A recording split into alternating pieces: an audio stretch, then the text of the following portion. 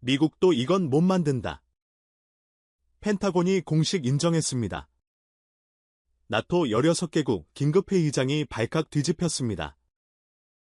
네오파르트를 만든 독일, 르클레르를 만든 프랑스. 유럽 방산의 자존심이 한자리에 모였습니다. 그런데 결과는 충격이었습니다. 만장일치. 16개국 전원이 한국 무기를 선택한 겁니다. 32년간 네오파르트만 몰던 독일 장성의 입에서 나온 한마디. 한국에서 아버지의 정신을 받습니다. 그 충격적인 전말을 지금 공개합니다. 시작하기 전 구독과 좋아요, 그리고 대한민국 화이팅 댓글로 한국을 응원해주세요. 지금으로부터 며칠 전 브뤼셀 나토 본부의 긴급 수집령이 떨어졌습니다. 16개국 군사대표단이 48시간 안에 모이라는 명령이었죠. 저는 그 명령을 받았을 때 한숨부터 나왔습니다. 또 무슨 일인가 싶었거든요. 안녕하세요. 저는 마르쿠스 베버입니다. 독일 연방군 출신으로 현재 나토 군사위원회에서 소장으로 복무하고 있죠. 유럽 동부방어선 전력기획을 총괄하는 자리입니다. 32년간 군 생활을 했습니다. 그중 24년을 기갑부대에서 보냈죠. 네오파르트 전차 대대장도 역임했고 걸프전 파견 경험도 있습니다. 네오파르트, 그 이름만 들어도 가슴이 뜨거워집니다. 세계 최고의 전차라고 자부했으니까요. 그런 제가 왜 이 이야기를 하게 됐는지 지금부터 말씀드리겠습니다. 브뤼셀로 향하는 비행기 안에서 저는 서류를 검토했습니다. 긴급 수집의 이유가 적혀 있었죠. 러시아 서부전선의 80만 병력이 집결 중이라는 정보였습니다. 폴란드 국경에서 불과 200km 거리의 전차 8,000대, 자주포, 6,000문, 다연장 로켓 2,000기가 배치되고 있다는 내용이었죠. 저는 눈살을 찌푸렸습니다. 또 시작이구나 싶었거든요. 하지만 이번엔 분위기가 달랐습니다.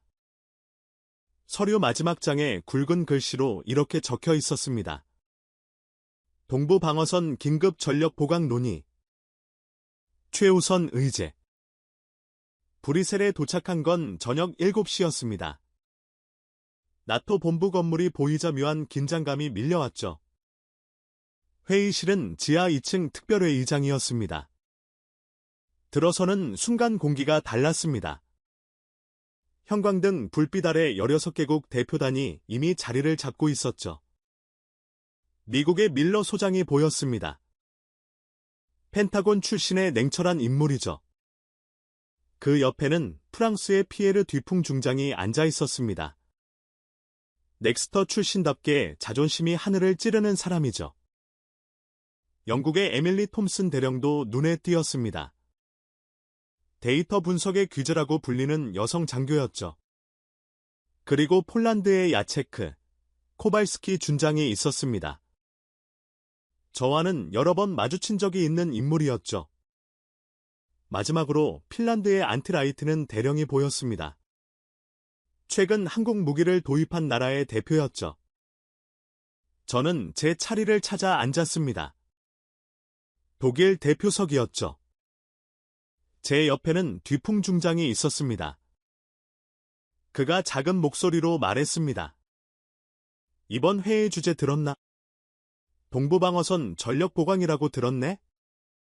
그것만이 아니야. 듀풍의 표정이 묘했습니다. 불쾌한 게 있다는 표정이었죠. 무슨 뜻인가? 폴란드가 또 그 얘기를 꺼낼 거라더군. 그 얘긴 한국 무기 말이야. 저는 피식 웃었습니다. 한국 무기라니. 또 그 얘기인가 싶었죠. 솔직히 말씀드리면 저는 한국 방산에 대해 별 관심이 없었습니다. 아니, 관심이 없다기보다는 진지하게 생각해 본 적이 없었다고 해야 맞겠죠. 한국이 무기를 만든다. 알고 있었습니다. 케일 전차라는 게 있다는 것도 알았죠. 미국 에밀 에이브람스 기술을 라이선스 받아서 만든 전차라고 알고 있었습니다. 그 정도 수준이었습니다. 기술 선진국의 도움을 받아 조립하는 수준. 그게 제가 알고 있는 한국 방산이었죠. 회의가 시작됐습니다. 의장인 네덜란드의 반데르베르 중장이 입을 열었죠. 여러분, 상황은 아시다시피 심각합니다. 러시아가 서부전선에 80만 대군을 집결시키고 있습니다. 이에 대응하여 우리 동부방어선의 전력을 긴급히 보강해야 합니다. 화면에 지도가 떴습니다. 러시아 병력 배치 현황이었죠. 붉은 점들이 폴란드 국경을 따라 빼곡하게 찍혀 있었습니다. 현재 나토 동부방어선의 전력은 약 18만 명 수준입니다. 러시아의 4분의 1도 안 됩니다.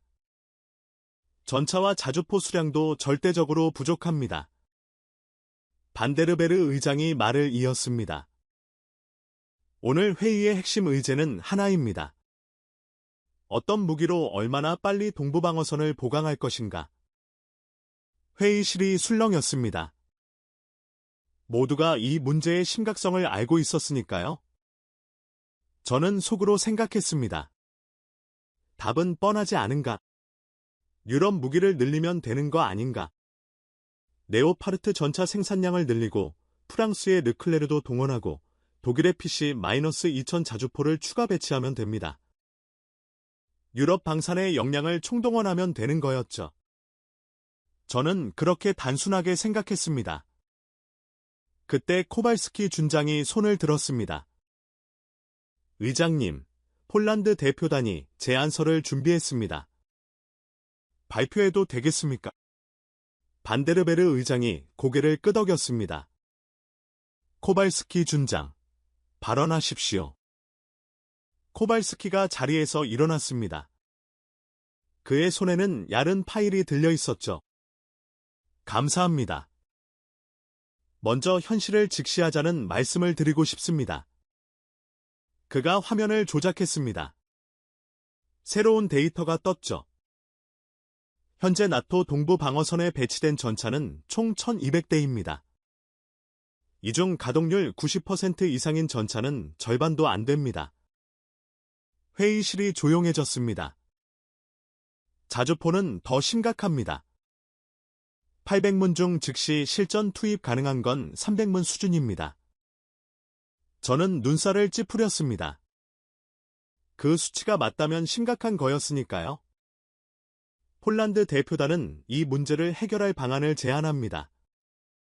코발스키가 잠시 말을 멈췄습니다. 회의실의 시선이 그에게 집중됐죠. 한국 무기 긴급 도입입니다. 그 순간 회의실의 공기가 바뀌었습니다. 한국 무기. 그 단어가 나오자마자 저는 뒤편과 눈이 마주쳤습니다. 그의 입꼬리가 살짝 올라가 있었죠. 저도 비슷한 표정이었을 겁니다. 코발스키가 말을 이었습니다. 폴란드는 지난 3년간 한국으로부터 대규모 무기 도입을 진행해왔습니다. K2 전차, K9 자주포, 천모 다연장 로켓, FAO-10 경전투기. 총 계약 규모는 28조 원에 달합니다. 28조 원 큰 금액이긴 했습니다. 하지만 저는 그게 폴란드의 특수한 상황 때문이라고 생각했죠. 폴란드는 돈이 없으니까 싼 무기를 산 거라고. 그렇게 단순하게 해석했습니다. 뒤펑 중장이 손을 들었습니다. 코발스키 준장, 잠시 질문해도 되겠습니까? 물론입니다. 폴란드가 한국 무기를 도입한 건 알고 있습니다. 하지만 그게 나토 전체의 전략이 되어야 한다는 건 다른 문제 아닙니까? 뒤펑의 목소리에는 분명한 거부감이 묻어 있었습니다. 유럽에는 세계 최고 수준의 방산 기업들이 있습니다. 독일의 라인메탈, 프랑스의 넥스터, 영국의 배 시스템즈. 왜 굳이 아시아 무기를 도입해야 합니까? 저는 속으로 고개를 끄덕였습니다. 뒤펑 말이 맞았습니다. 적어도 그때는 그렇게 생각했죠. 코발스키가 대답했습니다. 뒤펑 중장님의 우려는 충분히 이해합니다. 저도 처음에는 같은 생각이었습니다. 처음에는 그 말이 조금 걸렸습니다. 하지만 직접 운용해보니 생각이 달라졌습니다.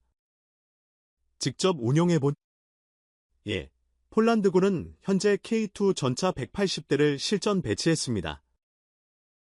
K9 자주포도 212문이 운용 중입니다. 저는 손을 들었습니다. 코발스키 준장, 저도 질문이 있습니다. 베버 소장님, 말씀하십시오.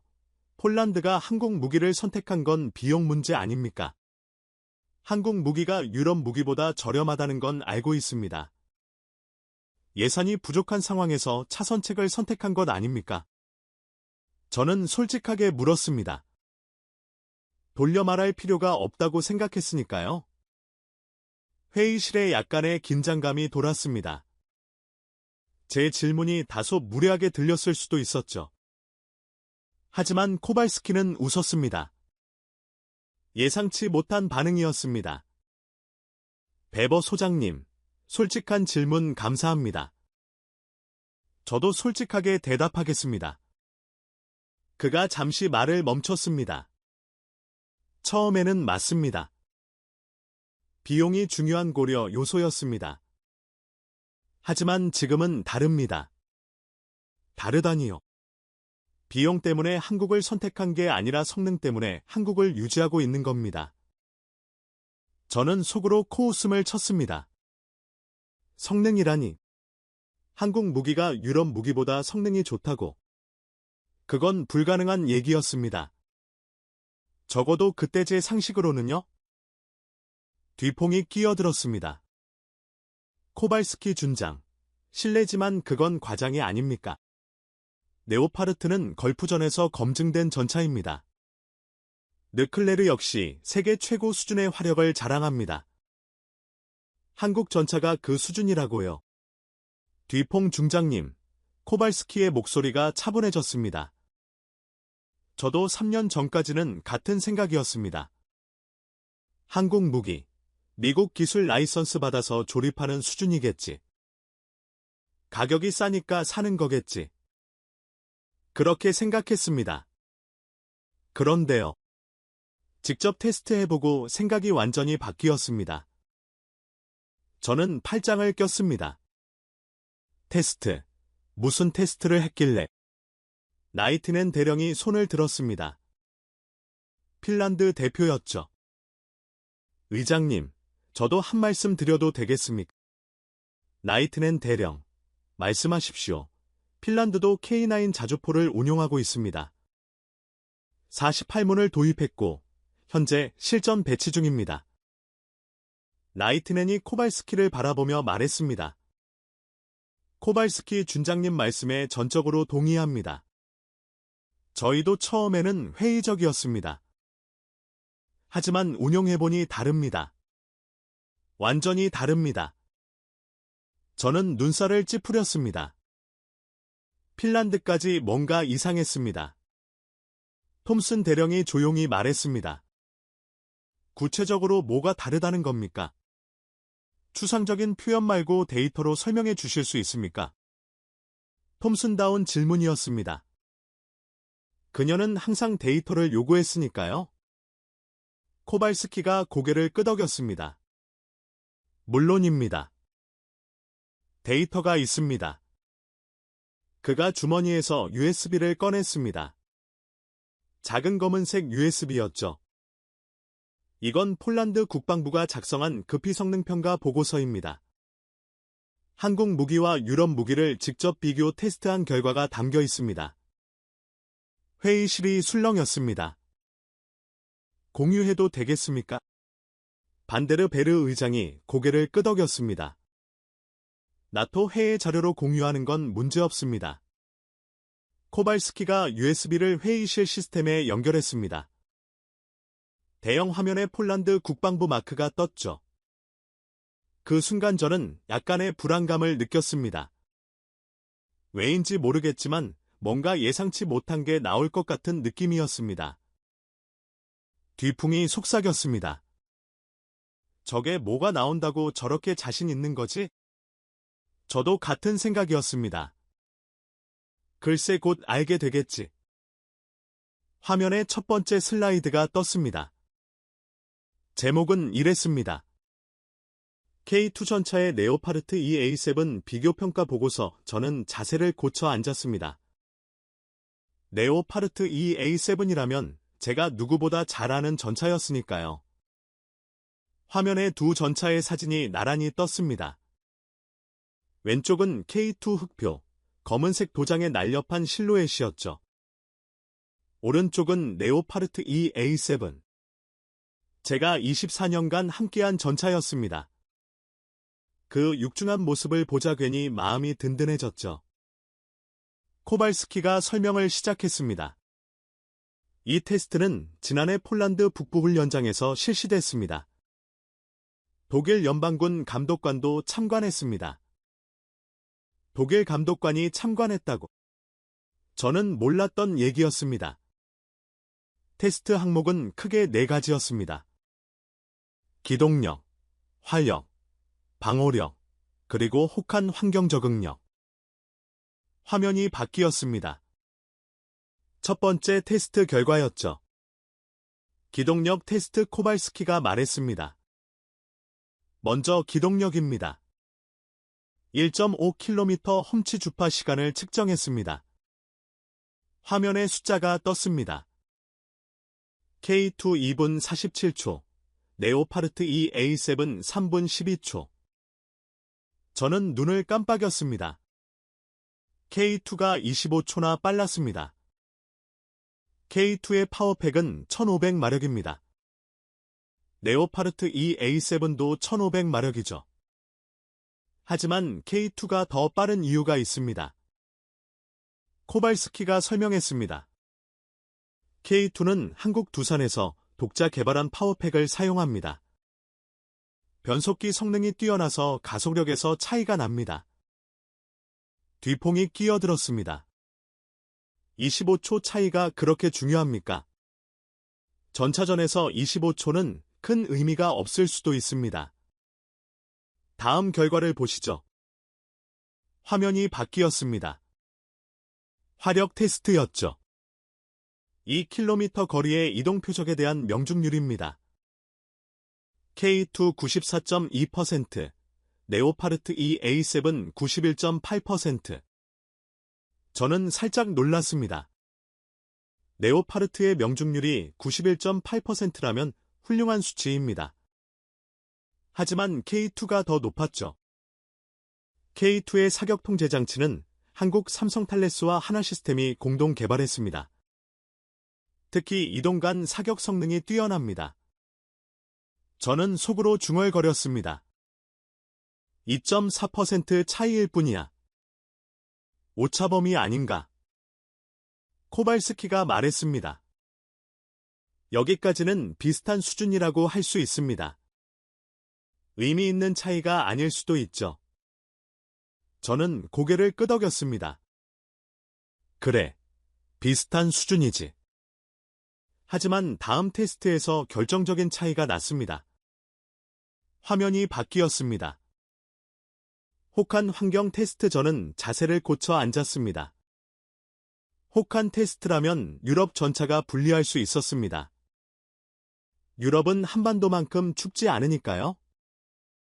테스트 조건입니다. 영하 40도의 냉동창고에 두 전차를 12시간 방치한 후 시동 테스트를 실시했습니다. 영하 40도 극한의 조건이었습니다. 결과입니다. 화면에 숫자가 떴습니다. K2 첫 번째 시도에서 정상 시동. 즉시 기동 가능. 네오파르트 EA7 두 번째 시도에서 시동 성공. 기동까지 5분 소요. 저는 입술을 깨물었습니다. 네오파르트가 첫 시도에서 실패했다고. 뒤풍이 말했습니다. 잠깐, 그 테스트 조건이 공정했습니까? 영하 40도는 너무 극단적인 조건 아닙니까?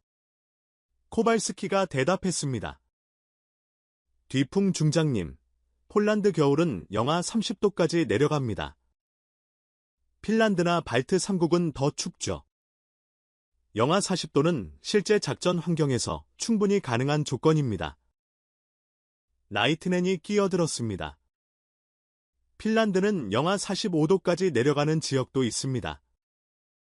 저희가 K9을 선택한 이유 중 하나가 혹한 성능이었습니다. 저는 침묵했습니다. 반박할 말이 마땅히 없었으니까요. 코발스키가 말을 이었습니다. 아직 끝나지 않았습니다. 비교 대상이 하나 더 있었습니다. 화면이 바뀌었습니다. 러시아 T-90m 전차. 러시아에서 노획한 T-90m도 같은 테스트를 받았습니다. 저는 눈을 떴습니다. T-90m이라면 러시아의 최신의 전차였죠. 결과입니다. T-90m 시동 불가. 외부 전원 연결 필요. 회의실이 술렁였습니다. 코발스키가 말했습니다. 정리하면 이렇습니다. 영하 40도에서 K2는 즉시 기동이 가능했습니다. 레오파르트는 5분이 걸렸고 T-90m는 아예 시동이 안 걸렸습니다. 저는 손으로 턱을 그었습니다. 뭔가 이상했습니다. 한국 전차가 이렇게까지 성능이 좋을 리가 없었거든요. 뒤풍이 말했습니다.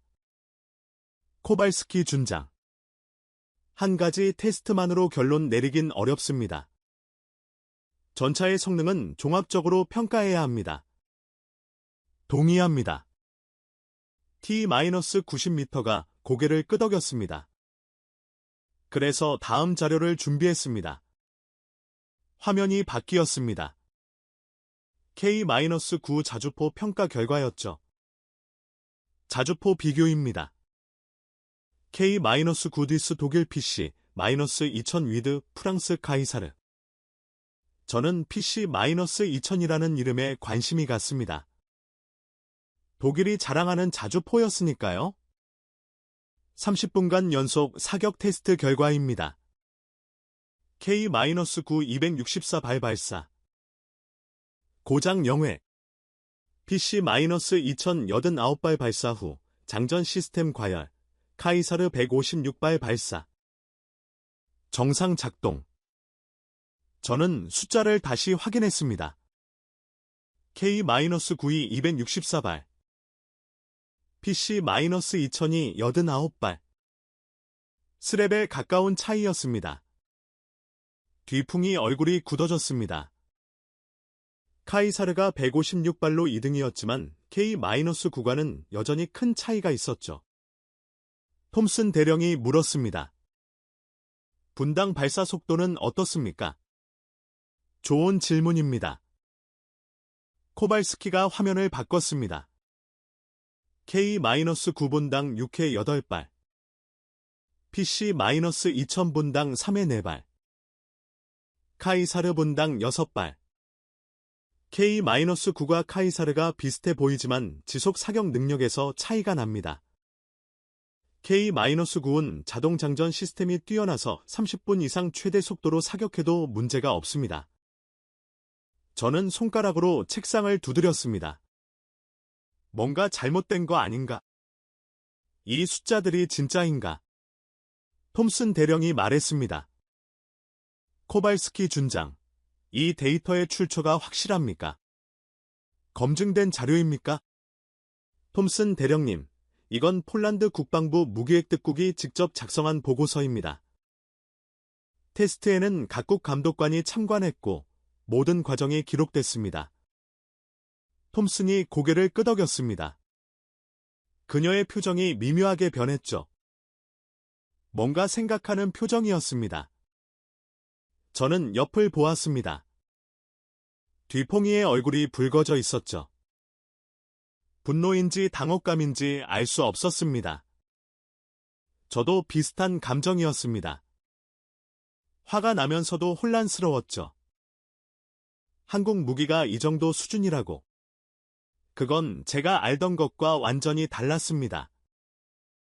저는 손을 들었습니다. 코발스키 준장, 베버 소장님, 한 가지 확인하고 싶습니다.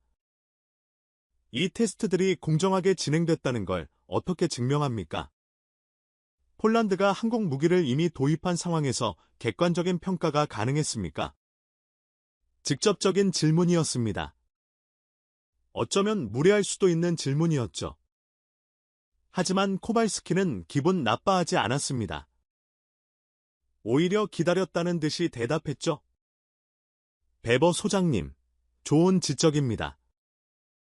저도 같은 우려가 있었습니다. 그가 화면을 바꿨습니다. 그래서 참관인 명단을 공개합니다.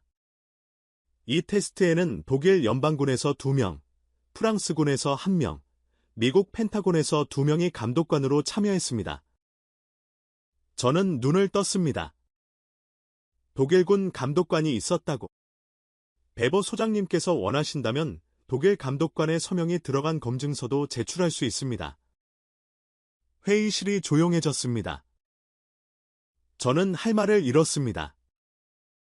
독일 감독관이 검증한 자료라면 반박하기 어려웠으니까요. 밀러 소장이 처음으로 입을 열었습니다. 미국 대표였죠. 펜타곤 감독관 2명의 이름을 확인했습니다. 우리 쪽 기록과 일치합니다. 미국까지 인정했습니다. 저는 등에서 식은땀이 흘렀습니다. 이건 예상하지 못한 상황이었습니다. 톰슨 대령이 말했습니다. 코발스키 준장, 한 가지 더 물어봐도 될까요? 물론입니다. 이 정도 성능이라면 왜 더 많은 나라들이 한국 무기를 도입하지 않는 겁니까? 좋은 질문이었습니다. 저도 궁금했던 부분이었죠. 코발스키가 대답했습니다. 2가지 이유가 있습니다. 첫째, 정치적 이유입니다. 많은 유럽 국가들이 자국 방산 산업 보호를 이유로 외국 무기 도입을 꺼립니다. 저는 속으로 고개를 끄덕였습니다. 맞는 말이었습니다. 독일도 마찬가지였으니까요. 둘째, 단순히 몰랐습니다. 몰랐다고요? 예, 한국 방산이 이 정도 수준이라는 걸 대부분의 나라가 모릅니다. 저희 폴란드도 직접 테스트하기 전까지는 몰랐습니다. 저는 그 말에서 묘한 감정을 느꼈습니다. 뭐랄까, 찔리는 느낌이랄까요. 저도 몰랐으니까요. 32년간 군 생활을 하면서 한국 방산을 진지하게 생각해 본 적이 없었습니다. 톰슨 대령이 중얼거렸습니다. 흥미롭군요. 저는 그녀의 표정을 살폈습니다. 뭔가 생각하는 표정이었죠. 뒤풍이 끼어들었습니다. 잠깐, 성능이 좋다고 해서 바로 도입할 수는 없습니다. 생산량 문제가 있지 않습니까? 아무리 좋은 무기라도 수량을 맞출 수 없으면 소용없습니다. 저는 속으로 동의했습니다. 그래, 생산량 문제지. 한국이 아무리 좋은 무기를 만들어도 대량 생산은 어려울 거야. 코발스키가 고개를 끄덕였습니다. 뒤풍 중장님, 정확한 지적입니다. 생산량 문제. 그가 화면을 바꿨습니다. 그래서 다음 자료를 준비했습니다. 이 부분에서 정말 큰 차이가 납니다. 화면에 새로운 제목이 떴습니다. 생산력 비교 유럽 vs 한국전은 자세를 고쳐 앉았습니다. 생산력이라면 유럽이 밀릴 리가 없다고 생각했거든요. 코발스키가 말했습니다.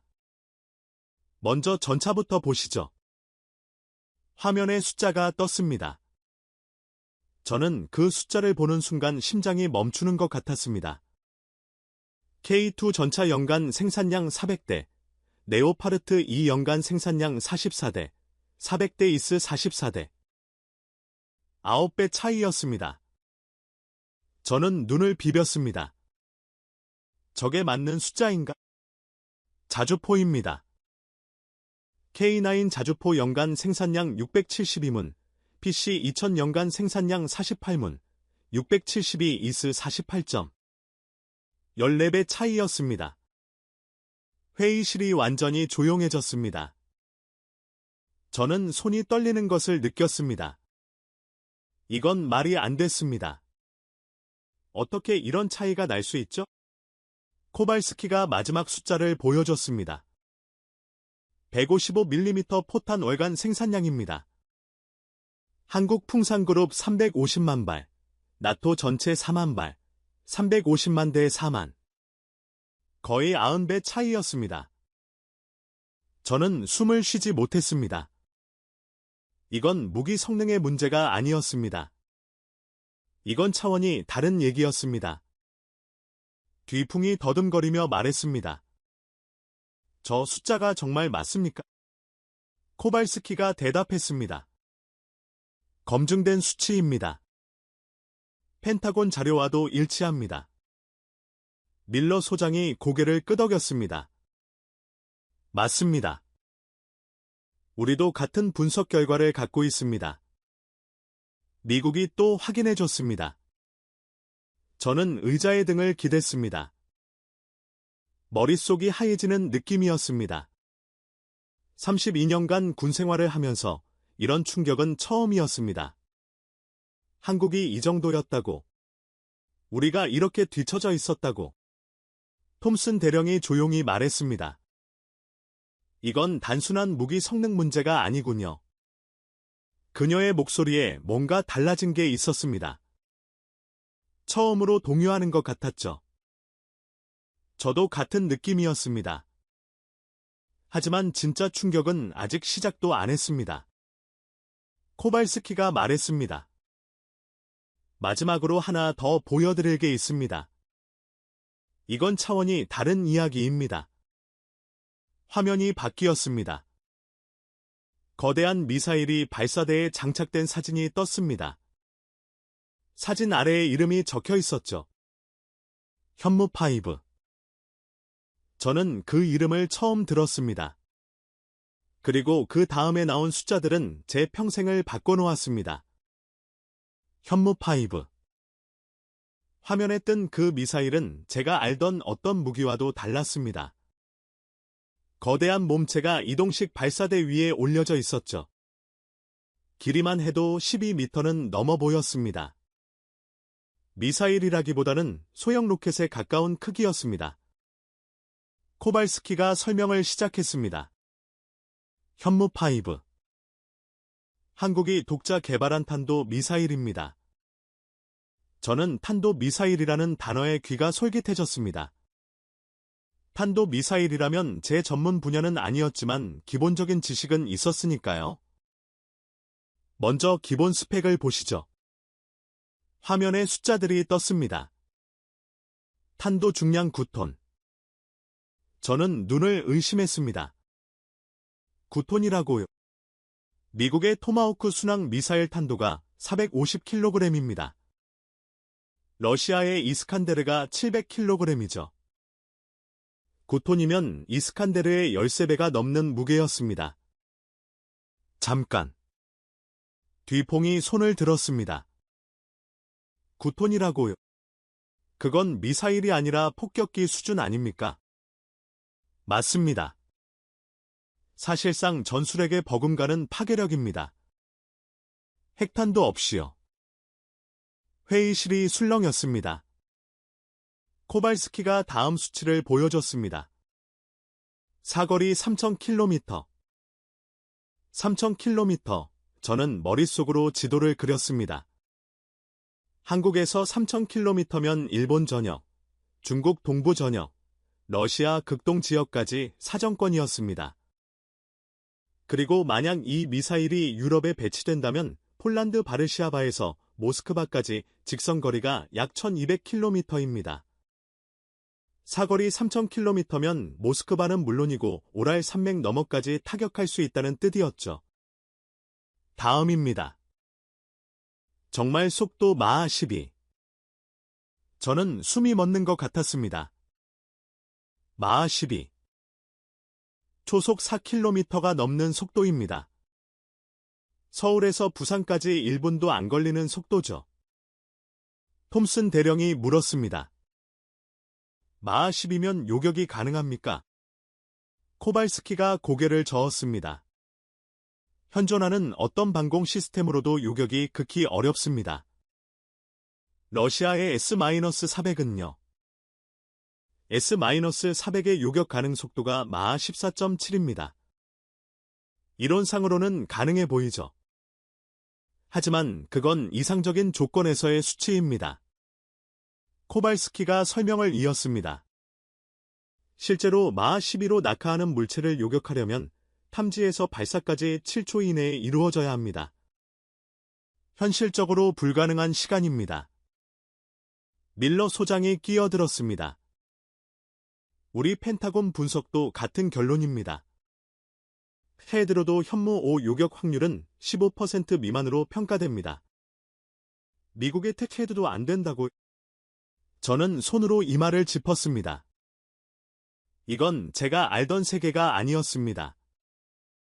코발스키가 마지막 수치를 보여줬습니다. 관통력 지하 120m. 저는 그 숫자에서 완전히 멈췄습니다. 지하 120m. 그게 무슨 의미인지 아십니까? 나토 회원국들의 지하 벙커 대부분이 50m에서 80m 깊이입니다.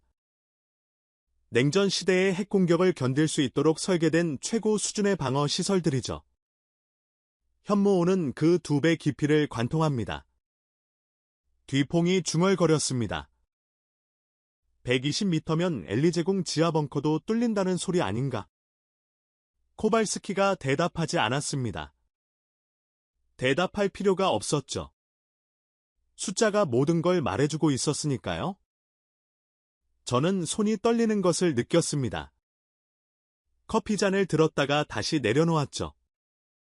쏟을 것 같았거든요. 나이트넨 대령이 말했습니다. 한국은 왜 이런 미사일을 개발한 겁니까? 북한 때문입니까? 코발스키가 고개를 끄덕였습니다. 공식적으로는 그렇습니다. 북한의 핵과 미사일 위협에 대응하기 위해 개발했습니다. 김정은의 지하 벙커를 타격하기 위한 참수 작전용이죠. 하지만 이 미사일이 유럽에 배치되면 상황이 달라집니다. 코발스키가 화면을 바꿨습니다. 유럽 지도가 떴죠. 폴란드에 현무5가 배치된다고 가정해봅시다. 지도 위에 동심원이 그려졌습니다. 폴란드 바르샤바를 중심으로 반경 3,000km의 원이었죠. 그 원 안에 모스크바가 있었습니다. 상트페테르부르크도 있었습니다. 러시아 서부 전역이 사정권 아니었죠. 발사에서 도착까지 예상 시간은 8분입니다. 8분, 저는 그 숫자를 되새겼습니다. 러시아가 대응할 시간이 8분밖에 없다는 뜻이었습니다. 톰슨 대령이 말했습니다. 8분이면 경보 발령하고 대피하기도 빠듯하겠군요. 맞습니다. 그리고 유격도 불가능합니다. 회의실이 완전히 조용해졌습니다. 저는 창밖을 바라보았습니다. 브리셜의 저녁 하늘이 붉게 물들어 있었죠. 평화로운 풍경이었습니다. 하지만 제 마음은 전혀 평화롭지 않았습니다. 32년간 군 생활을 하면서 저는 항상 유럽 방산이 세계 최고라고 믿어왔습니다. 레오파르트, BC-2000 유로파이터. 이 무기들이 유럽을 지킬 거라고 확신했죠. 그런데 지금 눈앞에서 그 확신이 무너지고 있었습니다. 한국이라는 나라가 만든 무기들이 우리가 자랑하던 모든 것을 압도하고 있었습니다. 전차도, 자주포도, 생산력도, 그리고 이제 미사일까지. 뒤풍이 떨리는 목소리로 말했습니다. 이건 확인된 정보입니까? 한국이 정말 이런 걸 만들 수 있습니까? 밀러 소장이 대답했습니다. 확인됐습니다. 한국은 작년 국군의 날 행사에서 현무5를 공개했습니다. 실물이 확인됐고 스펙도 검증됐습니다. 뒤풍의 얼굴이 창백해졌습니다. 저도 비슷한 상태였을 겁니다. 현무5는 현재 한국미사일사령부에 실전 배치 완료된 상태입니다. 정확한 수량은 기밀이지만 최소 120발 이상으로 추정됩니다. 120발의 괴물 미사일이 이미 실전 배치되어 있다는 뜻이었습니다. 그리고 보험 공장에서 연간 24발씩 추가 생산 중입니다. 매년 24발씩 늘어난다는 거였죠. 저는 의자 등받이에 몸을 기댔습니다. 머릿속이 복잡했습니다. 이게 현실인가? 한국이 정말 이 정도 수준인가? 저는 아버지를 떠올렸습니다. 아버지 하일리 베버. 2차 대전 직후 서독 연방군 창설에 참여하셨던 분이죠. 아버지는 평생을 독일 방산에 헌신하셨습니다. 레오파르트 한 개발에도 참여하셨죠. 아버지의 유언이 떠올랐습니다.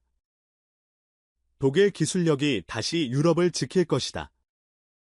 그 말씀을 저는 평생 가슴에 품고 살아왔습니다.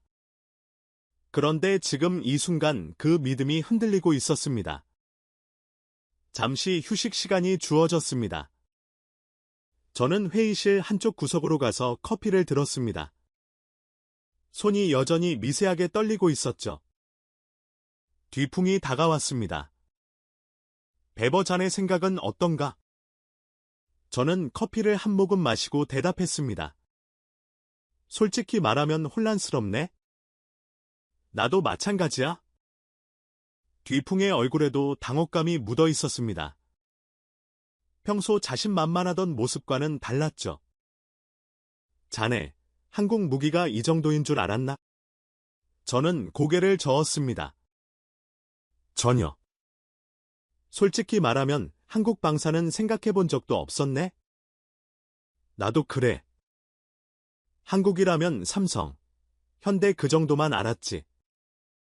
무기를 만든다는 건 알았지만 이 정도일 줄은 몰랐네? 저희 둘은 한참 동안 말없이 커피를 마셨습니다. 그때 톰슨 대령이 다가왔습니다. 실례합니다. 베버 소장님, 뒤풍 중장님, 톰슨 대령, 무슨 일인가? 톰슨이 태블릿을 들어 보였습니다. 회의 중에 추가 데이터를 분석해봤습니다. 몇 가지 흥미로운 점이 있어서요. 말해보게. 톰슨이 태블릿 화면을 보여줬습니다. 한국 방산 수출 현황입니다. 지난 5년간 수출의 추이를 보시죠. 그래프가 떴습니다. 우상향 곡선이었죠.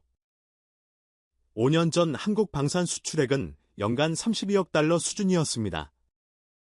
지난해는 173억 달러입니다. 저는 눈을 떴습니다. 5년 만에 5배 이상 증가했다는 뜻이었습니다. 그리고 수출 대상국 명단입니다. 톰슨이 화면을 스크롤했습니다. 폴란드, 노르웨이, 핀란드, 에스토니아, 루마니아, 호주, 인도, 이집트, 터키, 사우디아라비아, UAE, 말레이시아, 인도네시아, 페루, 콜롬비아 등이었습니다. 현재 한국 무기를 도입했거나 도입협회 중인 국가가 28개국입니다. 28개국. 저는 그 숫자에서 멈췄습니다. 28개국이면 나토 회원국 32개국에 맞먹는 숫자였습니다. 그중 나토 회원국 또는 동맹국이 12개국입니다. 톰슨이 말을 이었습니다. 폴란드, 노르웨이, 핀란드, 에스토니아, 루마니아 모두 러시아와 국경을 맞대고 있거나 인접한 국가들입니다. 저는 그 의미를 이해했습니다. 나토 동부방어선을 구성하는 최전방 국가들이 전부 한국 무기를 도입하고 있다는 뜻이었죠. 뒤풍이 중얼거렸습니다. 우리가 모르는 사이에 이렇게 됐군. 그렇습니다. 톰슨이 고개를 끄덕였습니다. 솔직히 말씀드리면 저도 오늘 회의 전까지 이 정도인 줄 몰랐습니다. 데이터를 직접 분석해보고 놀랐습니다. 저는 톰슨의 표정을 살폈습니다. 그녀의 눈에 뭔가 달라진 게 있었습니다. 회의적이던 시선이 사라지고 진지함이 자리 잡고 있었죠. 톰슨 대령, 자네 생각은 어떤가? 저는 직접적으로 물었습니다. 톰슨의 의견이 궁금했으니까요. 톰슨이 잠시 말을 멈췄습니다. 신중하게 고르는 것 같았죠. 개인적인 의견입니다만 말씀드려도 될까요? 말해보게. 저는 코발스키 중장의 제안을 진지하게 검토해야 한다고 생각합니다. 뒤풍이 얼굴이 굳어졌습니다. 톰슨 대령, 자네 영국 대표 아닌가? 배 시스템즈가 있는 나라에서 온 사람이 한국 무기를 지지한다고. 뒤풍 중장님, 저는 사실을 말씀드리는 겁니다. 데이터가 보여주는 건 분명합니다. 톰슨의 목소리가 단호해졌습니다. 성능은 동급 이상입니다. 생산력은 비교가 안 됩니다. 가격은 절반 수준입니다. 납품 속도는 3배 이상 빠릅니다. 하지만 데이터가 보여주는 건 분명합니다. 중장님, 지금 상황이 어떻습니까? 톰슨이 뒤풍을 똑바로 쳐다보았습니다. 러시아가 80만 병력을 서부전선에 집결시키고 있습니다. 나토 동부방어선은 18만 명뿐입니다. 전차도 자주포도 부족합니다. 이 상황에서 자존심 때문에 더 좋은 무기를 마다할 겁니까? 회의실이 조용해졌습니다. 저는 톰슨의 말에 반박할 수 없었습니다. 그녀 말이 맞았으니까요. 뒤풍이 입술을 깨물었습니다. 뭔가 말하려다가 그만뒀죠. 그때 회의 재개를 알리는 신호가 울렸습니다. 저희는 다시 자리로 돌아갔습니다. 하지만 분위기가 달라져 있었습니다. 휴식 전에는 독일과 프랑스 대표들이 한쪽, 폴란드와 핀란드가 다른 쪽이었습니다. 명확한 대립 구도였죠. 하지만 휴식 후에는 뭔가 달랐습니다. 영국의 톰슨이 중립에서 이탈한 게 분명했고, 다른 나라 대표들의 표정도 미묘하게 변해 있었습니다. 반데르 베르르 의장이 말했습니다. 회의를 재개하겠습니다. 코발스키 준장, 추가로 발표할 내용이 있습니까? 예, 의장님. 몇 가지 더 말씀드리고 싶은 게 있습니다. 코발스키가 다시 화면을 조작했습니다. 지금까지 성능과 생산력을 말씀드렸습니다. 이제 실제 운용 경험을 공유하고 싶습니다. 코발스키가 새로운 화면을 띄웠습니다. 폴란드군이 K2 전차를 운용하면서 경험한 것들입니다. 화면에 사진이 떴습니다. 눈 덮인 벌판에서 기동 중인 K2 전차였죠. 이건 올해 1월 폴란드 북부 훈련장입니다. 영하 28도에서 실시한 기동 훈련이었습니다. 코발스키가 설명했습니다. K2 전차 48대가 참가했습니다. 72시간 연속 기동 훈련이었죠. 결과는요? 톰슨이 물었습니다. 48대 전부 완주했습니다. 고장이나 이탈 차량 0대, 정비 요청 공건. 저는 눈썹을 치켜 올렸습니다. 72시간 연속 기동에서 고장 0이라고 비교 데이터가 있습니다. 같은 훈련장에서 레오파르트 아우로 동일한 훈련을 실시한 적이 있습니다. 코발스키가 다른 데이터를 띄웠습니다. 52대 중 7대가 기계적 결함으로 중도 이탈했습니다. 정비 요청 20세건, 저는 입술을 깨물었습니다. 레오파르트가 그렇게 많이 고장났다고. 뒤풍이 끼어들었습니다. 잠깐, 레오파르트와 A7은 다릅니다. E7은 개량형이에요. 맞습니다.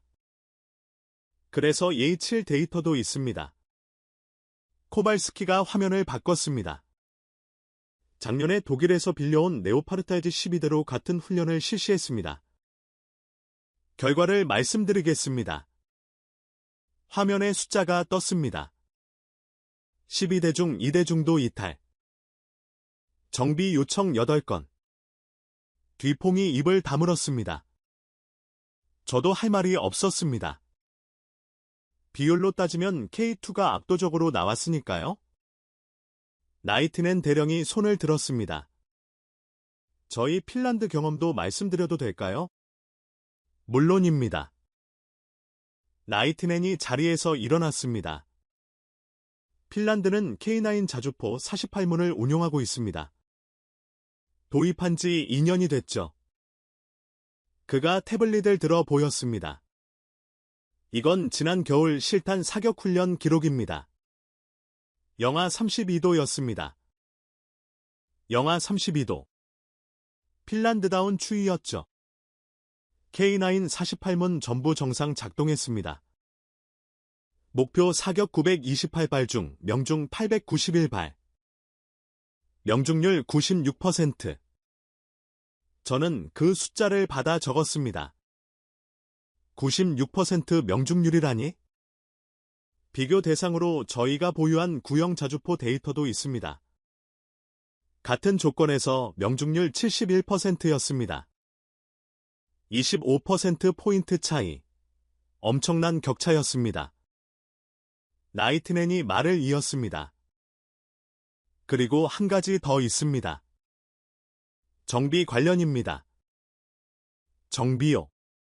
K9의 정비 용이성이 놀라운 수준입니다. 그가 화면을 바꿨습니다. K9의 파워팩 교체 시간입니다.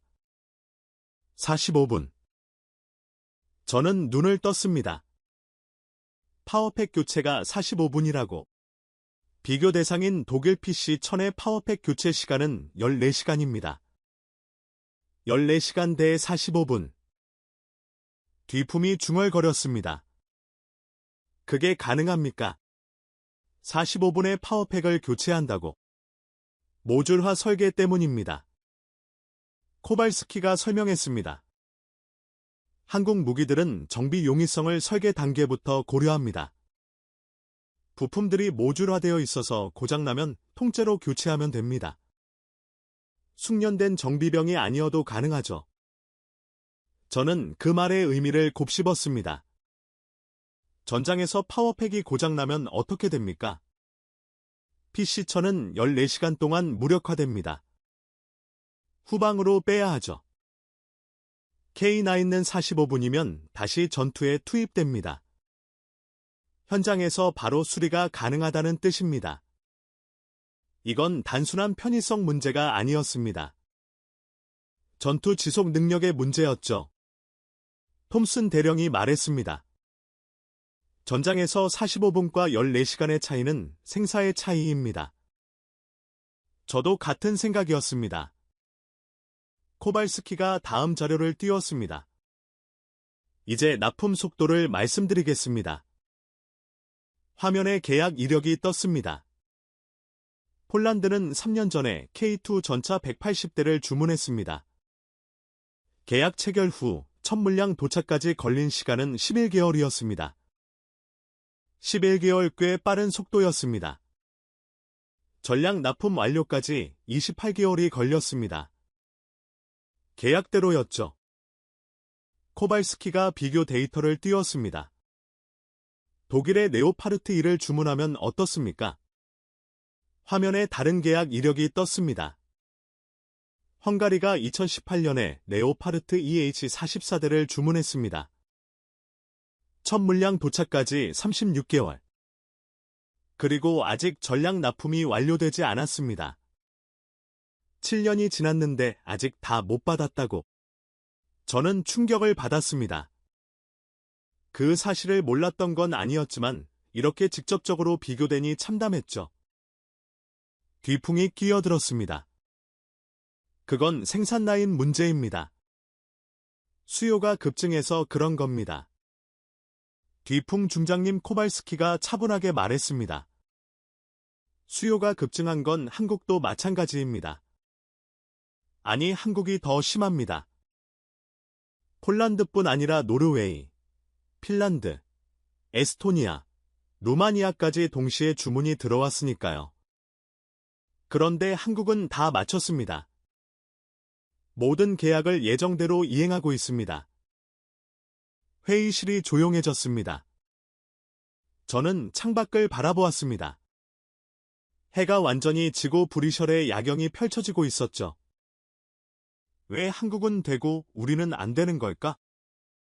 그 질문이 머릿속을 떠나지 않았습니다. 코발스키가 말했습니다. 이유가 있습니다.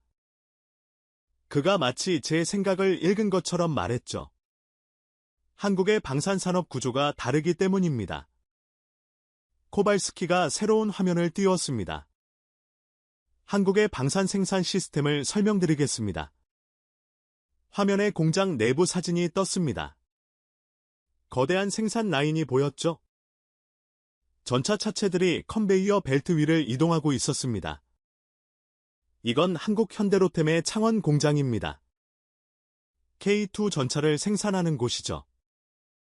저는 사진을 주의 깊게 살폈습니다. 깨끗하고 현대적인 시설이었습니다. 로봇팔들이 용접 작업을 하고 있었죠. 한국 방산 공장의 특징을 한마디로 표현하면 항시 가동입니다. 항시 가동? 톰슨이 물었습니다. 예, 한국의 주요 방산 공장들은 24시간, 365일 가동 가능한 상태를 유지합니다. 평시에도요. 저는 고개를 갸웃거렸습니다.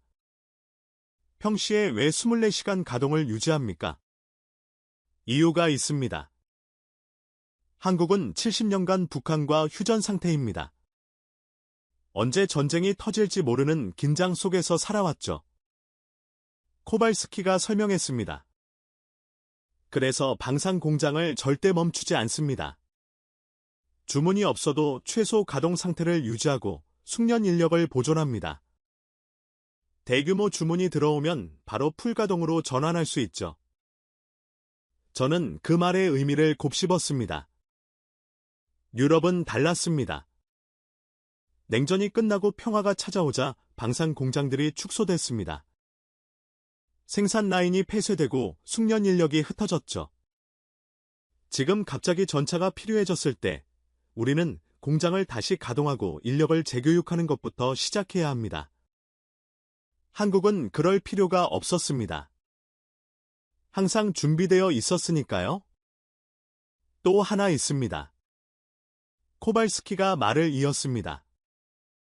한국은 민간 기술과 방산 기술이 깊게 연결되어 있습니다. 화면에 기업 로고들이 떴습니다.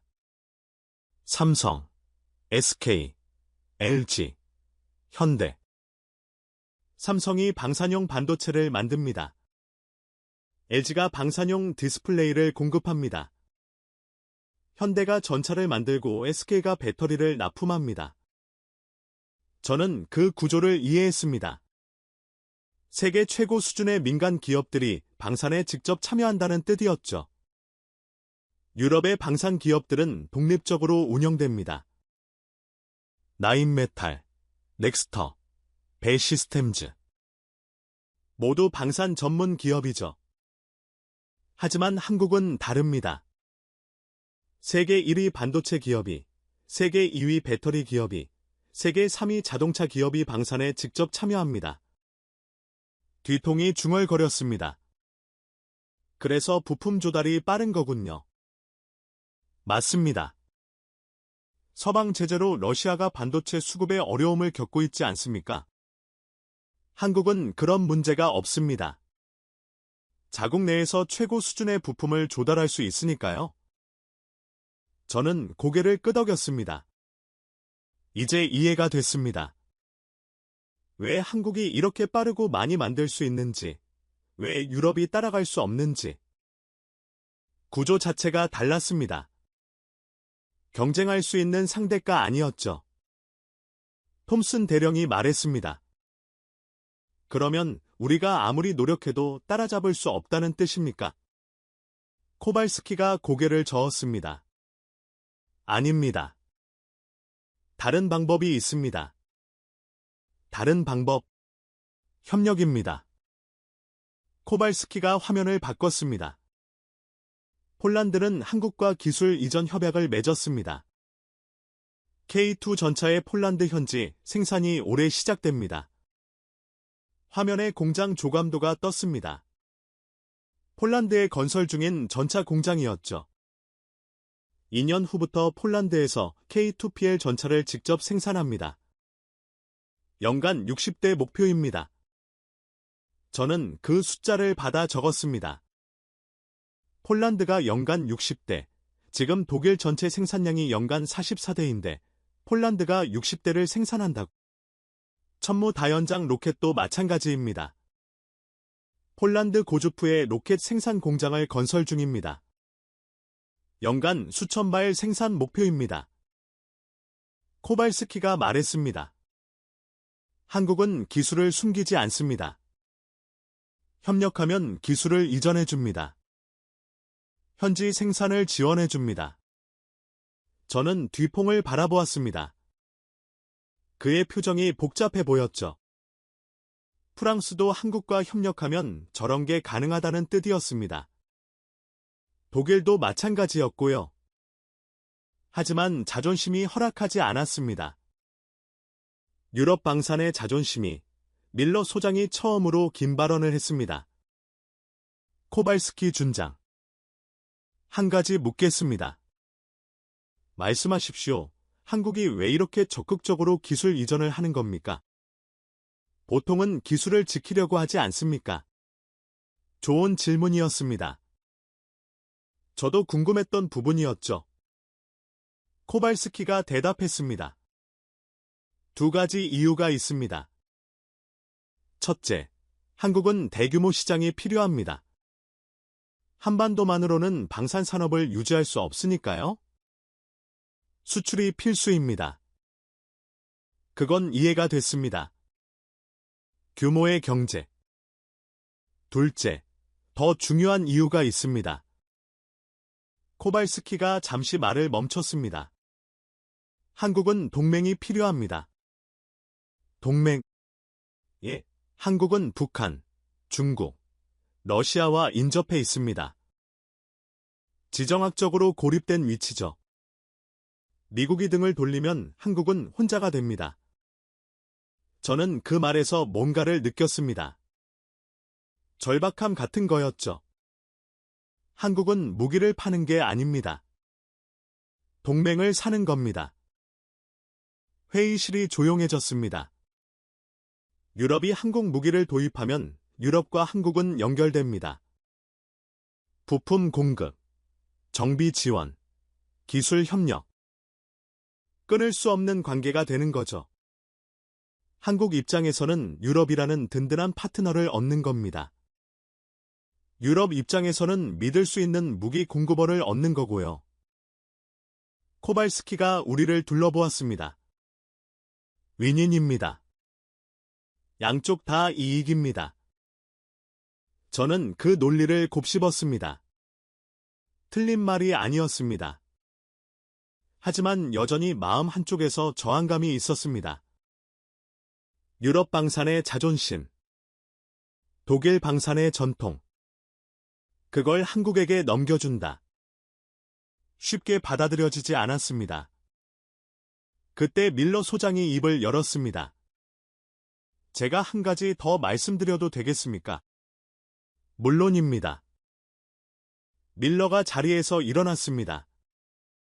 미국 대표가 처음으로 본격적인 발언을 하려는 거였죠. 회의실의 모든 시선이 그에게 집중됐습니다. 밀러 소장이 단상 앞으로 걸어갔습니다. 그의 표정은 무거웠습니다. 뭔가 심각한 얘기를 하려는 것 같았죠. 먼저 말씀드릴 게 있습니다. 밀러가 천천히 말문을 열었습니다. 오늘 회의에서 나온 한국 무기 관련 데이터는 전부 사실입니다. 펜타곤에서도 같은 결론을 내렸습니다. 그가 우리를 둘러보았습니다. K2 전차는 에이브람스와 동급이거나 일부 항목에서 우위입니다. K9 자주포는 세계 최고 수준입니다. 생산력은 비교 자체가 무의미합니다. 저는 미국 장성의 입에서 그런 말이 나오는 걸 처음 들었습니다. 그리고 현무호에 대해 추가로 말씀드리겠습니다. 밀러가 자신의 태블릿을 회의실 시스템에 연결했습니다. 이건 펜타곤 내부 보고서의 일부입니다. 기밀 해제된 부분만 공유합니다. 화면에 미 국방부 마크가 떴습니다. 펜타곤은 현무호를 게임 체인저로 분류하고 있습니다. 게임 체인저. 판도를 바꾸는 무기라는 뜻이었습니다. 왜 그런 평가를 내렸는지 설명드리겠습니다. 밀러가 화면을 바꿨습니다. 첫째, 탄두 중량입니다. 9톤짜리 재래식 탄두는 전술핵에 준하는 파괴력을 가집니다. 핵을 쓰지 않고도 핵급 타격이 가능하다는 뜻입니다. 회의실이 숨을 죽였습니다. 둘째, 정확도입니다. CP, 즉 원형 공산오차가 5m 이내입니다. 저는 그 숫자에서 멈췄습니다. 5m, 3,000km를 날아와서 오차가 5m라고. 토마호크 미사일의 CP가 10m입니다. 현무호가 2배 정확합니다. 뒤퐁이 중얼거렸습니다. 미국 미사일보다 정확하다고.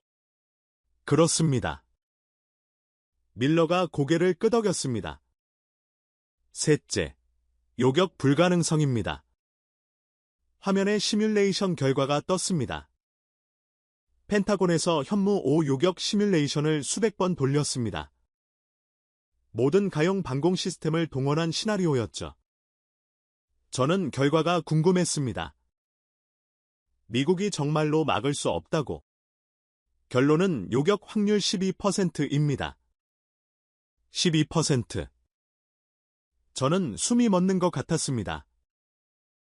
미국의 모든 방공 시스템을 동원해도 12%밖에 못 막는다고. 10발을 쏘면 9발이 뚫린다는 뜻입니다. 회의실이 술렁였습니다. 그리고 한국은 최소 120발을 보유하고 있습니다. 밀러가 말을 이었습니다. 100발이 발사되면 88발이 목표를 타격합니다. 9톤짜리 탄두가 88발. 저는 손으로 이마를 짚었습니다. 그 수치가 의미하는 발을 계산해봤죠. 88발, 9톤 792톤의 폭발물이 목표에 쏟아진다. 재래식 무기로 가능한 최대 수준의 파괴력이었습니다. 밀러가 결론을 내렸습니다. 이게 왜 게임 체인저인지 아시겠습니까? 아무도 대답하지 않았습니다. 대답할 필요가 없었죠. 현무호가 유럽에 배치되면 러시아에 대한 억지력이 완전히 달라집니다. 밀러가 유럽 지도를 띄웠습니다. 폴란드에서 발사하면 모스크바까지 8분입니다. 상트페테르부르크까지 6분입니다. 러시아 서부 전역의 모든 군사시설, 지휘부, 벙커가 사정권입니다. 그리고 러시아는 이걸 막을 수 없습니다. 저는 그 말의 무게를 느꼈습니다. 러시아가 80만 병력을 집결시켜도 소용없다는 뜻이었습니다. 현무호가 날아오면 지휘부가 증발하니까요. 밀러가 우리를 둘러보았습니다. 여러분, 솔직하게 말씀드리겠습니다. 그의 목소리가 진지해졌습니다. 미국도 이런 무기가 없습니다. 회의실에 충격파가 퍼졌습니다. 우리 미국도 9톤짜리 탄두를 마하 -12로 쏘는 미사일을 가지고 있지 않습니다. 저는 그 말을 믿을 수 없었습니다. 세계 최강 미국이 못 만든다고. 아니, 정확히 말하면 만들 수는 있습니다. 하지만 만들지 않았습니다. 필요 없다고 생각했으니까요. 밀러가 쓴 웃음을 지었습니다. 한국은 필요했습니다. 북한 지하 벙커를 뚫어야 했으니까요. 그래서 만들었습니다. 그 결과 미국도 없는 무기를 갖게 됐죠. 저는 그 말에서 묘한 감정을 느꼈습니다. 한국은 필요해서 만들었다. 생존을 위해서. 70년간 전쟁 위협 속에서 살아온 나라. 그 절박함이 이런 괴물을 만들어낸 겁니다. 밀러가 말을 이었습니다. 제가 이 자리에서 말씀드리고 싶은 건 하나입니다. 그가 회의실을 둘러보았습니다. 한국을 과소평가하지 마십시오. 저는 그 말이 가슴에 박혔습니다. 저도 처음에는 회의적이었습니다. 한국 무기, 미국 기술 뺏겨서 만든 것 아닌가. 그렇게 생각했습니다. 밀러가 고개를 저었습니다. 틀렸습니다. 한국은 더 이상 기술을 뺏기는 나라가 아닙니다. 창조하는 나라입니다. 현무5를 보십시오. 미국도 없는 무기입니다. K9 자주포를 보십시오. 세계 최고 수준입니다. 그리고 생산력은 비교 자체가 불경입니다. 불경이라는 표현이 마음에 걸렸습니다. 하지만 틀린 말은 아니었죠. 밀러가 결론을 내렸습니다. 미국은 한국을 동맹으로서 깊이 신뢰합니다. 나토도 같은 선택을 해야 한다고 생각합니다. 코발스키 준장의 제안에 미국은 찬성합니다. 미국이 찬성을 표명했습니다. 저는 충격을 받았습니다. 미국이 한국 무기 도입에 찬성한다고. 뒤퐁이 얼굴이 창백해졌습니다. 프랑스의 마지막 희망은 미국이 유럽 편을 들어주는 것이었으니까요. 하지만 미국은 한국 편을 들었습니다. 회의실의 분위기가 완전히 바뀌었습니다. 폴란드, 핀란드, 에스토니아는 이미 한국 편이었습니다. 영국의 톰슨도 동요하고 있었습니다. 이제 미국까지 한국 편에 섰습니다. 남은 건 독일과 프랑스뿐이었습니다. 저와 뒤퐁만 고립되어 있었죠. 반데르 베르르 의장이 말했습니다. 추가 발언 있으십니까? 저는 손을 들었습니다. 뭔가 말해야 할 것 같았습니다. 베버 소장, 말씀하십시오. 저는 자리에서 일어났습니다. 다리가 미세하게 떨렸죠. 몇 가지 확인하고 싶습니다. 말씀하십시오. 저는 코발스키를 바라보았습니다. 코발스키 준장, 한국 무기가 유럽 무기보다 우수하다는 건 인정하겠습니다. 데이터가 그렇게 말하고 있으니까요. 코발스키가 고개를 끄덕였습니다. 하지만 한 가지 우려가 있습니다. 말씀해 주십시오. 한국은 아시아에 있습니다. 유럽에서 너무 멉니다. 저는 내 우려를 솔직하게 말했습니다. 전쟁이 터지면 부품 공급은 어떻게 됩니까? 정비 지원은 8,000km 떨어진 곳에서 제때 도움을 받을 수 있겠습니까? 합리적인 우려였습니다. 적어도 저는 그렇게 생각했죠. 코발스키가 대답했습니다. 좋은 지적입니다. 그래서 현지 생산이 중요한 겁니다. 현지 생산. 폴란드에 K2 생산 라인을 짓고 있다고 말씀드렸죠. 로켓 공장도요. 전쟁이 터지면 한국에서 가져오는 게 아니라 유럽에서 직접 만들면 됩니다. 저는 그 논리를 인정할 수밖에 없었습니다. 그리고 한 가지 더 있습니다. 코발스키가 말했습니다. 한국은 이미 유럽의 부품 비축 창고를 운영하고 있습니다. 폴란드, 노르웨이, 핀란드의 주요 부품들이 사전 배치되어 있죠. 전시에 즉시 공급할 수 있습니다. 저는 할 말을 잃었습니다. 그들은 이미 다 준비하고 있었습니다. 뒤풍이 마지막으로 끼어들었습니다. 잠깐, 유럽 방산 산업은 어떻게 됩니까? 우리가 한국 무기를 대거 도입하면 라인메탈은? 넥스터는? 배 시스템즈는? 그건 진짜 우려였습니다. 유럽 방산 기업들의 미래 말입니다. 밀러 소장이 대답했습니다.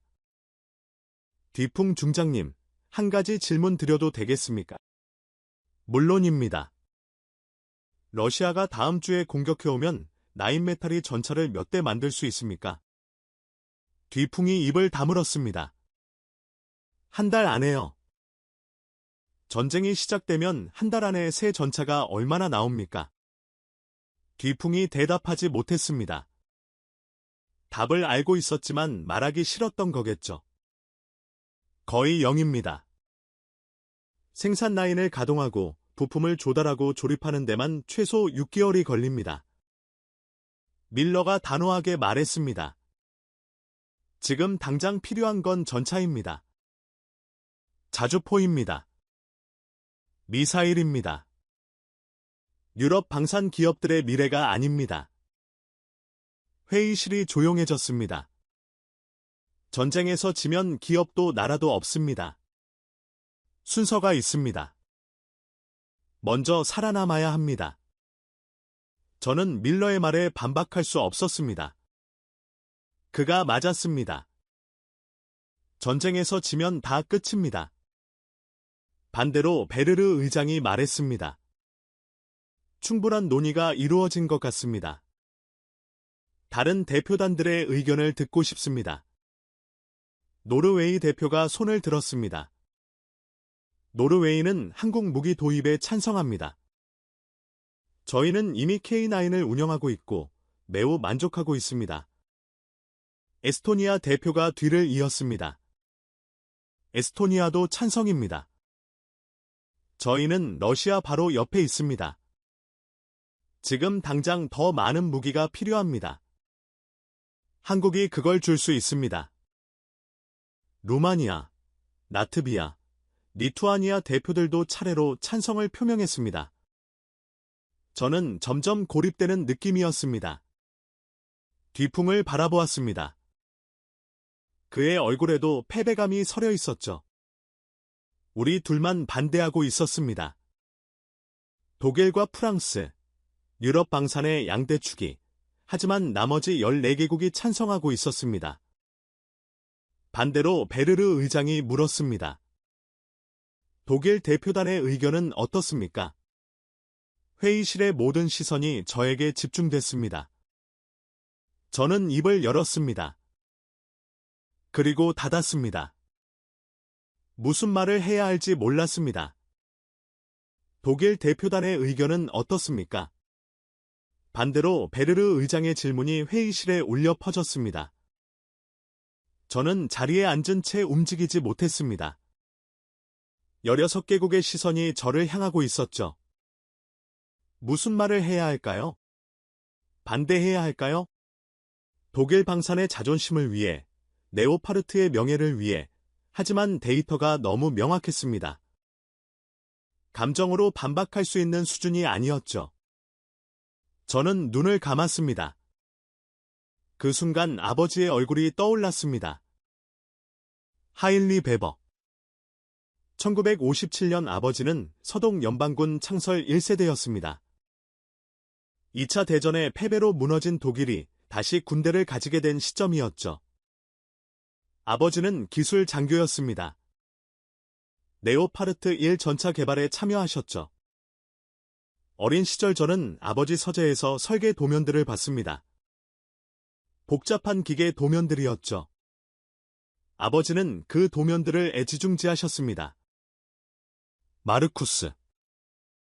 이게 뭔지 아니? 전차요. 아버지. 그래. 하지만 그냥 전차가 아니야. 독일의 미래야. 아버지는 진지한 표정으로 말씀하셨습니다. 우리 독일은 전쟁에서 졌어. 나라가 둘로 쪼개졌지. 모든 게 무너졌어. 하지만 우리에겐 기술이 있어. 머리가 있어. 손이 있어. 이 전차는 독일이 다시 일어설 수 있다는 증거야. 아버지의 눈이 빛나고 있었습니다. 독일 기술력이 다시 유럽을 지킬 거야. 그게 우리 세대의 사명이야. 저는 그 말씀을 가슴에 새기고 자랐습니다. 군에 입대했을 때도, 네오파르트 대대장이 됐을 때도, 나토 군사위원회에 배치됐을 때도 항상 아버지의 말씀이 저를 이끌었습니다. 독일 기술력이 유럽을 지킨다. 그런데 지금 이 순간 그 믿음이 무너지고 있었습니다. 아버지. 저는 속으로 중얼거렸습니다. 한국이라는 나라가 있습니다. 아버지가 살아계실 때는 별로 중요하지 않았던 나라죠. 70년 전에 전쟁으로 폐허가 됐던 나라입니다. 우리 소련이, 아니 그때는 소련이었죠. 그들이 보낸 전차 앞에서 무너졌던 나라입니다. 그런데 아버지. 그 나라가 지금 우리보다 좋은 전차를 만듭니다. 우리보다 좋은 자주포를 만듭니다. 우리보다 9배 빠르게 생산합니다. 그리고 미국도 없는 미사일을 가지고 있습니다. 저는 눈을 떴습니다. 회의실의 형광등 불빛이 눈부셨습니다. 15개국 대표들이 여전히 저를 바라보고 있었죠. 아버지라면 뭐라고 하셨을까요?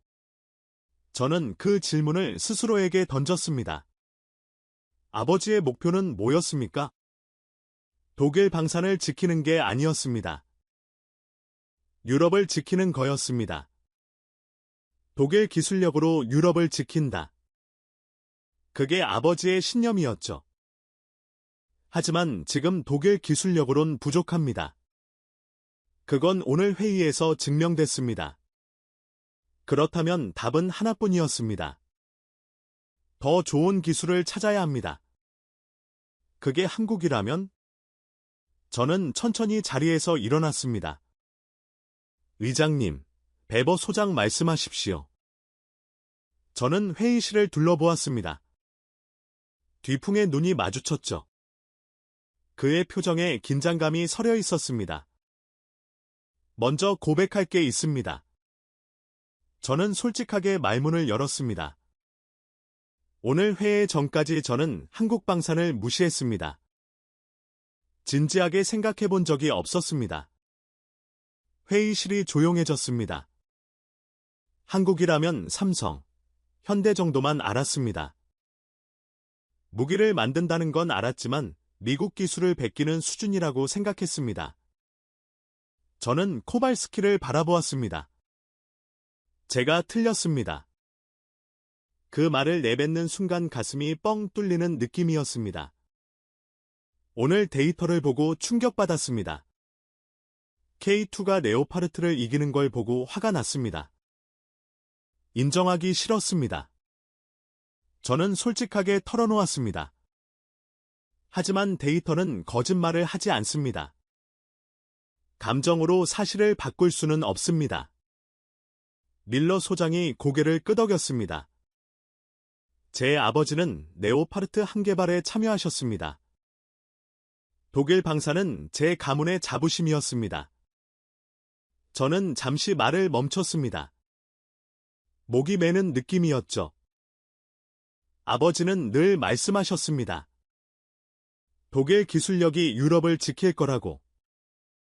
저는 심호흡을 했습니다. 하지만 아버지의 진짜 목표는 독일 방산을 지키는 게 아니었습니다. 유럽을 지키는 거였습니다. 회의실이 숨을 죽였습니다. 지금 유럽을 지키려면 최선의 무기가 필요합니다. 그게 독일죄가 아니라 한국죄라면 받아들여야 합니다. 저는 결심을 굳혔습니다. 받아들여야 합니다. 뒤퐁이 얼굴이 굳어졌습니다. 하지만 저는 계속했습니다. 그리고 한 가지 더 말씀드리고 싶습니다. 저는 회의실을 둘러보았습니다. 오늘 저는 한국에 대해 많이 배웠습니다. 기술만이 아닙니다. 코발스키가 고개를 갸웃거렸습니다. 한국은 70년간 전쟁 위협 속에서 살아왔습니다. 휴전선을 사이에 두고 언제 포성이 울릴지 모르는 긴장 속에서요. 저는 창밖을 바라보았습니다. 브뤼셀의 평화로운 야경이 보였죠. 우리 유럽은 70년간 평화를 누렸습니다. 냉전이 끝나고 러시아 위협이 줄어들자 군비를 축소했습니다. 방산 공장을 닫았습니다. 평화가 영원할 거라고 믿었죠. 저는 고개를 저었습니다. 한국은 달랐습니다. 단 하루도 평화를 당연하게 여기지 않았습니다. 항상 준비했습니다. 70년간 쉬지 않고 무기를 만들었습니다. 저는 결론을 내렸습니다. 그 결과가 지금 우리 눈앞에 있습니다. 9배 빠른 생산력. 미국도 없는 미사일, 세계 최고 수준의 자주포. 회의실이 조용했습니다. 한국은 살아남기 위해 이렇게 됐습니다. 생존을 위한 몸부림이 이런 결과를 낳았습니다. 저는 마지막으로 말했습니다. 저는 그 정신을 존경합니다. 그 말을 하는 순간 눈가가 뜨거워졌습니다. 제 아버지가 레오파르트를 만들 때도 같은 정신이었습니다. 폐허에서 일어나 다시 강해지겠다는 의지. 무너지지 않겠다는 각오.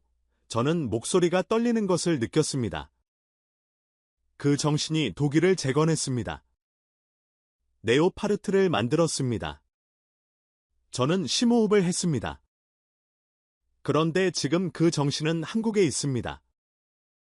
독일이 아니라 회의실에 침묵이 흘렀습니다. 우리가 배워야 할 건 기술만이 아닙니다.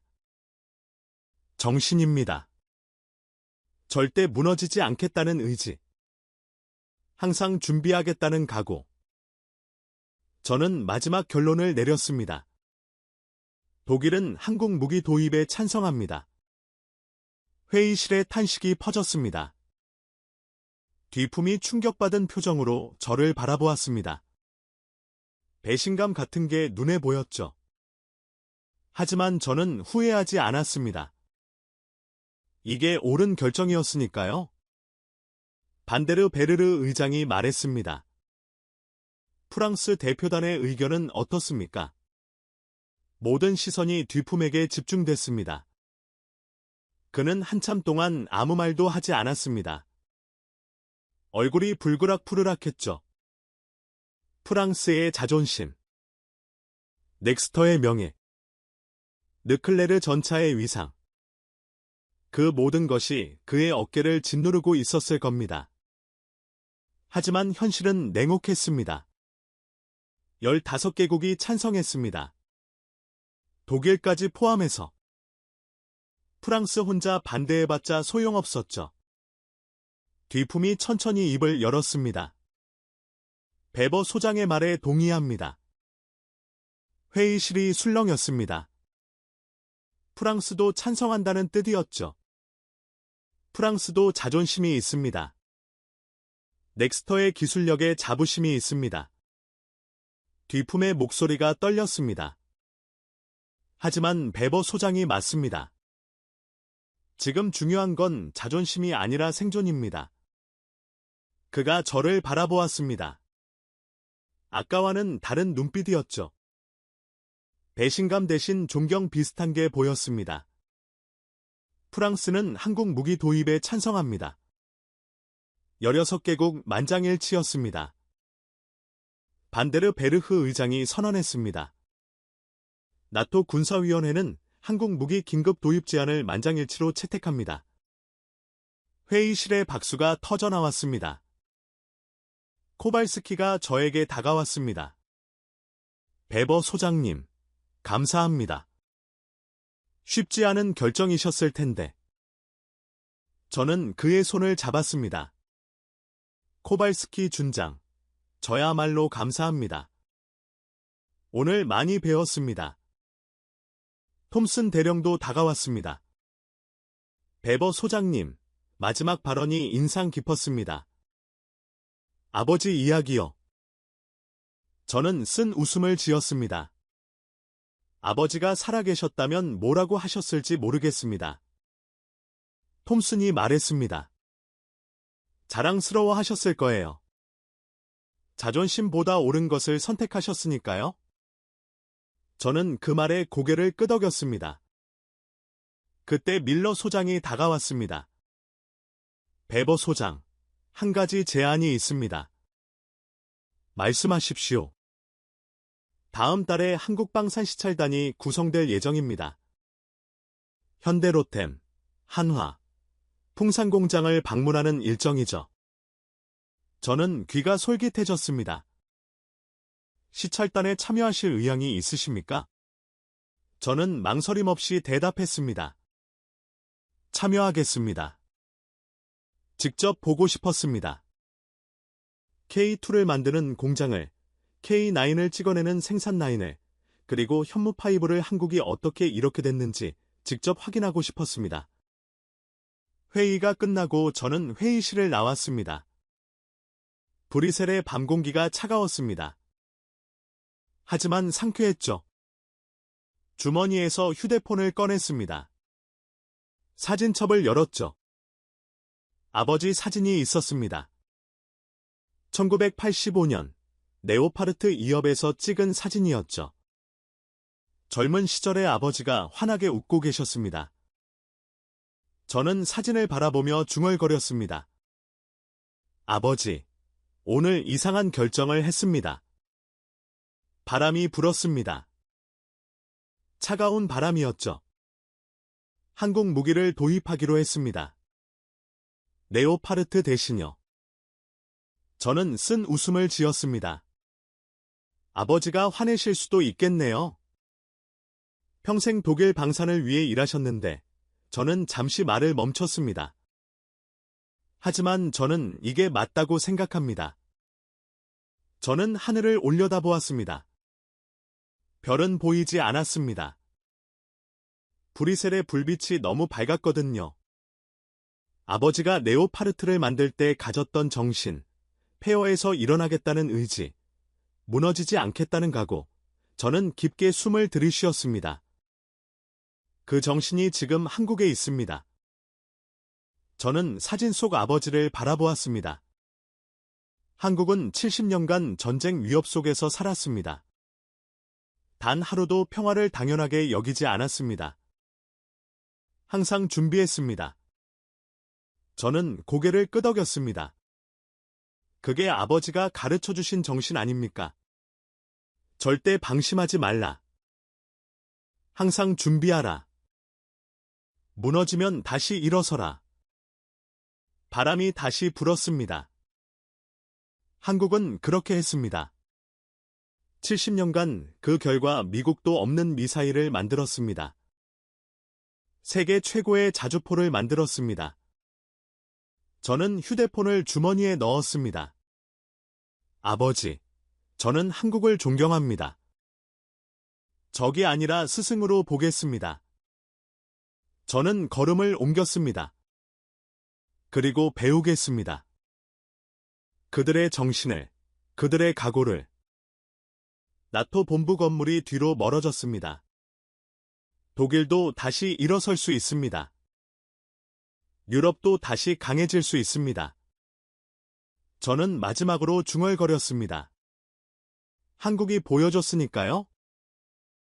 폐허에서도 일어설 수 있다는 걸 저는 걸음을 멈추고 뒤를 돌아보았습니다. 나토 본부 건물에 불이 켜져 있었습니다. 저 안에서 역사가 바뀌었습니다. 16개국이 만장일치로 한국 무기를 선택했습니다. 유럽의 미래가 한국과 연결됐습니다. 저는 다시 앞을 보았습니다. 다음 달에 한국에 갑니다. K2 공장을 볼 겁니다. K9 생산 라인을 볼 겁니다. 그리고 배울 겁니다. 한국이 어떻게 이렇게 됐는지, 폐허에서 어떻게 세계 최고가 됐는지. 저는 걸음을 재촉했습니다. 새로운 시작이었습니다. 지금까지 나토 회의장에서 벌어진 충격적인 이야기였습니다. 70년 전 전쟁의 폐허에서 시작해 이제는 유럽 16개국이 선택하는 방산강국이 된 대한민국. 이 이야기가 자랑스러우셨다면 주변에 널리 공유해 주세요. 우리가 흘린 땀과 눈물이 세계를 지키는 힘이 됩니다. 구독과 좋아요도 부탁드립니다. 지금까지 터칭 스토리였습니다. 감사합니다.